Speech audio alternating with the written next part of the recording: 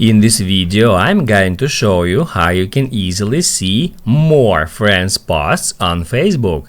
Be sure to watch the video to the very end so you don't make any mistakes, and of course do not forget to like this video and subscribe to my channel.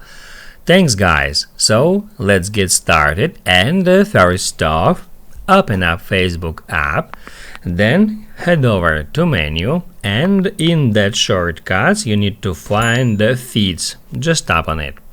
That will show you different feeds, and towards the top of the screen you can easily find friends, and on that feed it will show you just a post from your friends, and that post will be sorted in chronological order, so you can just scroll down to see all your friends' posts. And the nice thing is that in that feed it will not show you any posts from groups or some news articles or whatever, just your friends' posts. That's how it's done. Now you can write down in the comments below if you have any questions about the tutorial. Hit the like button if you liked that video, and see you in the next one.